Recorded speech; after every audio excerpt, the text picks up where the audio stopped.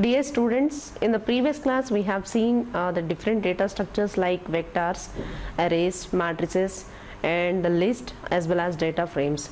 For the today's class we will see the concept of S3 systems. Okay, so for the today's class we are going to discuss about the different systems like S3 system as well as S4 system, and after that we will see R5 system. Okay, at the end of this lecture you will be able to know about the different systems like S3 system, S4 system and R5 system. Okay, so first let us see what is S3 system. Okay, before going into the S3 system we will see some examples. Okay, so you can see I have given some examples here. In the first example I take number is equal to 1000. In the first example I have given some variables. So variable number is equal to, I have given some value here. So number is equal to some number is given. So that means that I have stored some integer number. That means that I have stored some number in number variable, and if you are trying to print that number, okay, so print of number, okay, so it is printing that value. Okay, so that whatever we have given for that number variable, so that is going to be stored. Okay, so that is going to be printed in the R console. Okay, so let us see other example. Okay, here I have stored some number, that is 1200 in the number variable. I have stored 1200 in the number variable. Okay, so when you execute that, when you print that number in R console, okay, so you are going to have the same number. Okay, so let us see other example. Okay, so you can see here, so the class of number, I have given some class for that number. Okay, so previously my number is some 1200 and now I am trying to give some class for that number. Okay, so class of number is equal to, so C of, okay, so POSIX CT followed by POSIX T. Okay, so these two are nothing but the functions of the print. Okay, so we will see that concept later. Okay, so these two are nothing but the functions of print. Okay, so POSIX CT and then POSIX T, and if you give those two values, okay, as a class for a number, if you give those values, as a class for the number, then if you are trying to print that number, okay, so the number is going to be printed as a date. You can see here. Okay, so previously the number is 1200, and if you are trying to give some POSIX T and POSIX CT, okay, if you are trying to give the values, okay, so POSIX CT followed by POSIX T, and if you are giving those values as a class for a number variable, then if you are trying to print that number, then you are going to have that number is in the form of a date. Okay, so this behavior is called as S3 system. Okay, so when you are giving some class to the variable, then it is printing the different behavior of that variable. Okay, so this behavior is called as S3 system. Okay, and let us see what is S3 system now. So S3 system is built around three components. Okay, one is called as attributes, other one is called as generic function, other one is methods. Okay, based on three components. Okay, so S3 systems are going to be built. Okay, so first let us see attributes. Okay, so attributes, first let us take one data structure. Okay, so before going into the details of attributes, first let us take one data structure. Okay, so for that data structure we will analyze what are the attributes of that data structure. Okay, so assume that this is a data structure. So can you tell what is this data structure? So this data structure is nothing but a data frame. Okay, so why? Because you have stored different values. For the one vector you have stored the name, and for the other vector you have stored marks. Okay, so for the one vector you have stored character values, and for the other vector you have stored the values. Okay, so that's why you can tell that this is nothing but a data frame. Okay, can you remember how to create a data frame? We can create a data frame. Okay, so we have a name, the variable name is x. Okay, so the x is equal to, so to create a data frame we have a function, so that is data dot frame. Okay, so data dot frame of, okay, so how many attributes that we have? We have two attributes, one is called as name, other one is called as marks. Okay, so let us give the name attributes first. So name is equal to C of, okay, so we have three values for the name name attribute. Okay, so those are Sandhya. Okay, so Sandhya. Other one is called as Shravani. Okay, so other one is so marks. Other one is Shyam. Okay, so these three are the values for a name attribute. And then we have other attribute, that is marks. Okay, so marks is other variable, other attribute. So marks is other attributes. It has the values. Okay, so like this 10, other one is 9, other one is 7. Okay, so by this you can create a data frame. Okay, so before going into the details of attributes, okay, we need to take a data structure. So here I have taken a data frame, and for your remembering, I have given how to create a data frame.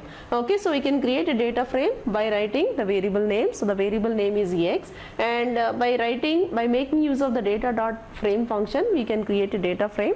Okay, so data dot frame of, we have two attributes, one is the name, other one is the marks. Okay, so let us take the name attribute and then marks attribute. So name is equal to C of, okay, so we have three values for the name, one is Sandhya, other one is Shravani, other one is Shyam. Okay, so you need to create that vector Sandhya, Shravani and then Shyam. Okay, so this is one vector that is created. And then we have other attribute, that is marks. Okay, so it has three values. Okay, so those three values are given in the form of a C function, so 10, 9 as well as 7. Okay, so by this we can create a data frame. And then if you want to see what are the attributes given for the data frame, okay, so then there is a command. Okay, so attributes of, okay, so attributes of that variable name. Okay, so the variable name is X here. When you print these attributes of X, okay, so we will be able to know what are the attributes are available in the data frame. Okay, so here we have two attributes, one is called as the name, other one is called the marks. Okay, and then we will be able to know the attributes of the given data frame, and then we will be able to know what is the type of the or what is the class of the given data structure.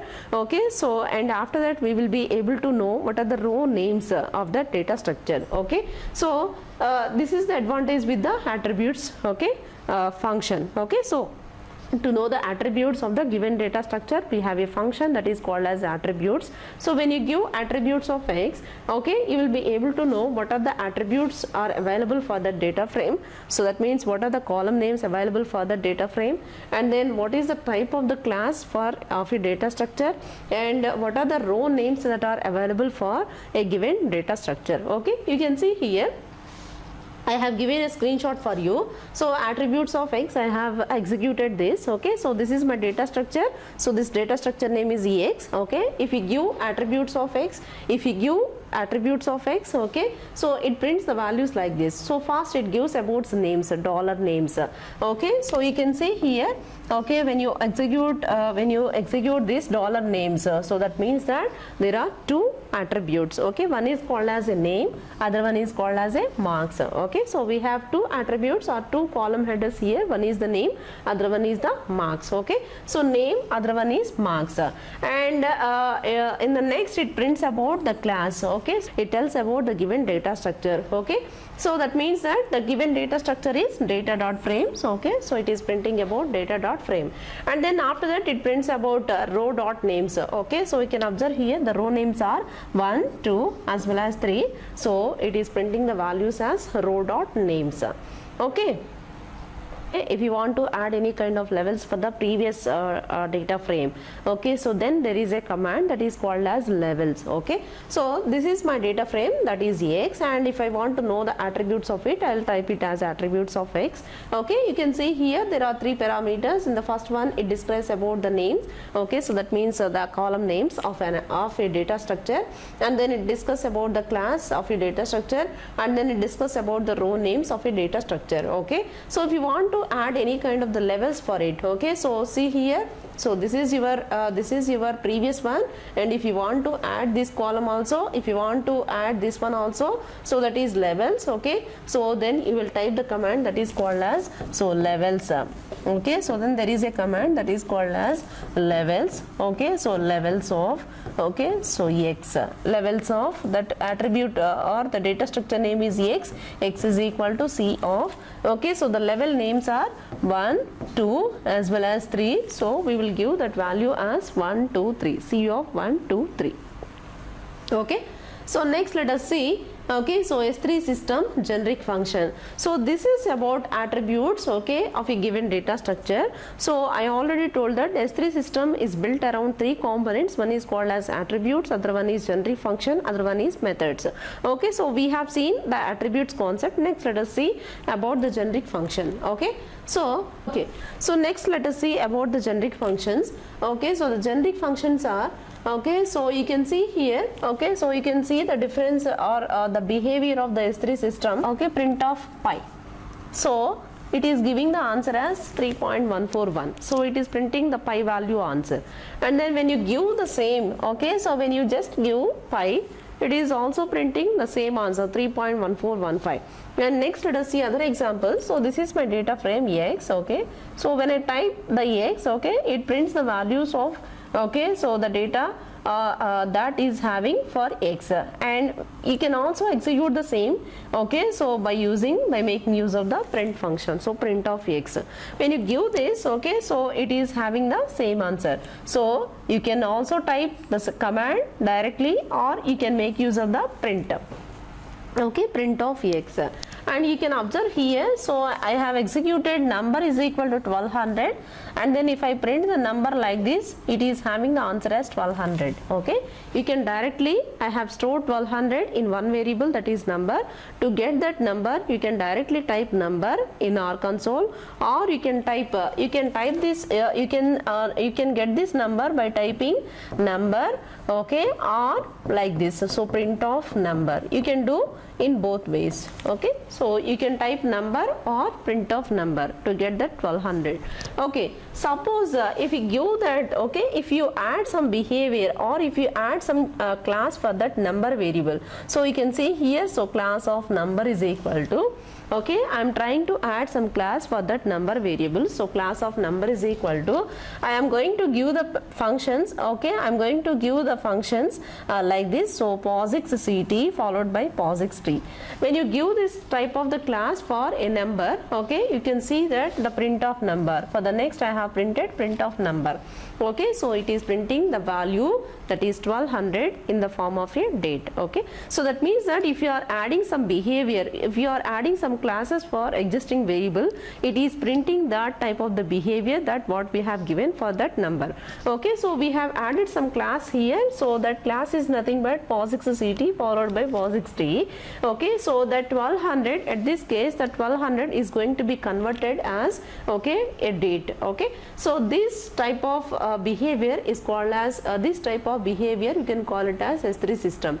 Okay, so by this you can tell that the print is nothing but a normal function. Okay, so the print is nothing but a generic function. Okay, so by looking at all these examples, okay, so simply when you have a variable, you can get that variable by typing that variable. Okay, so like pi, or you can get that value by using print of pi. And also you can execute, okay, you can get the x by typing x or print of x. Okay, and if you add some special behavior for that variable, then it is printing, okay, so that special, it is printing that value with a special behavior. Okay, so by looking at all these examples, you can tell that the print is nothing but, okay, so the print is a normal function. It is the print is not a normal function. Okay, so by looking at all the examples, okay, so the print is nothing but, it is not a normal function. Okay, so the print is okay, so the print is a generic function. Okay, so by looking at different examples, by looking at all these examples, you can tell that the print is not a normal function. Okay, so this is a generic function. Okay, so this is about generic functions of S3 system. And next let us see about methods. Okay, so to see the methods of the printer, so when you print the statement in our console like this print, okay, so you will have the values like this, you will have the statements like this, okay. Here you can see that use method. So this is a method. First it observes what are the values that are passed for this method observes, okay, what are the values that are passed for a function as arguments, okay, and then after that it passes a new function, and then after that it passes those arguments to a new function which is specially designed, okay, so to handle that special behavior, okay. So this is about a print, okay. So here you can see that there are two functions, okay. So print, we have already seen POSIX-CT and POSIX-T. So they printed out POSIX-CT and then printed out factor. So these are all called the methods of the print, okay. So to see, okay, so these two are the methods of the print, okay. So to see the different, to see what are the methods that are available for a print function, we have a command that is called as methods of print, okay. So we have different functions, okay, we have different methods for a print function, okay. So to know about those methods, we have a function that is called as methods of print. When you execute this command in our console, okay, so we are having different methods for a print, okay, nearly 200, okay, you can see here. So when you execute this methods of print function, methods of print in our console, okay, it is printing all the, okay, methods that are available that are associated with the print function. So print.acf star, you can see here. So print.acf star, okay, print.ANOVA, print.AOV, AOV list, AR, like this, print.ARIMA, okay. So when you execute methods of print, or if you want to know what are the methods associated with the print function, then you need to execute methods of print, okay. So then you will be able to know what are the methods that are available or that are associated with, okay, a print function, okay. You can see here, okay. So methods of print, when you execute this, okay, you will be able to know nearly there are 200 methods that are associated with a print function, okay. You can see here. So print.POSIX-CT and then POSIX-T. So we have already seen this one, okay. So based on the behavior that you have given for a variable, okay, so based on the class that you have assigned for a variable, okay, so that behavior is going to be executed, okay. So this is about S3 system, okay. And now let us see what is S3 system now, okay. So the S3 system is nothing but, okay, so the system of generic functions. I have already told that S3 system is built around three components. One is called as attributes, okay, as well as generic function. Other one is called as methods, okay. So the system or the behavior of generic functions, okay, so the behavior or the system of generic functions, methods, and then the class based dispatch is known as S3 system, okay. So why it is known as S3 system, okay, so because it is the third version of the S programming language, so that's why it is called as S3 system. And based on this S3 system, the two programs are evolved, okay. So those are R language, other one is called as S+ language, okay. So based on the S3 system, okay, so the two programming languages are evolved. So those are, one is S+, other one is called as R language, okay. So the S3 system provides a simple way, okay. So what about S3 system, or what is the use of the S3 system? So the S3 system provides a simple way to create object specific behavior, okay. So to create object specific behavior in R programming language, then we can make use of the S3 system, okay. So and what is the use with the S3 system, okay. So you can see here, this R's S3 system is more helpful for the task of computer science than the task of the data science. But understanding S3 system can help you, okay, so troubleshoot your work in R as a data scientist, okay. This is about S3 system, okay. So like S3 systems, we have other two systems. So those are called as S4 system and R5 system. So here R5 system is also called as a reference classes, okay. So you can create so based on the S3 system, you can create S4 as well as R5, and these two can be used to create class specific behaviors. Okay, so to create a class specific behaviors, you can make use of the S4 as well as R5 systems. But when these S4 and R5 are compared with S3 systems, okay, so these are very hard and then these are very rare, okay, in the use. Okay, so thank you. So this is the end of the class. Okay, so in this class we have seen S3 system. So basically the S3 systems are based on the 3 components, okay, like attributes, generic functions, and then methods. Okay, so we have seen those 3 components, and after that we have discussed about S4 as well as R5 systems. Thank you.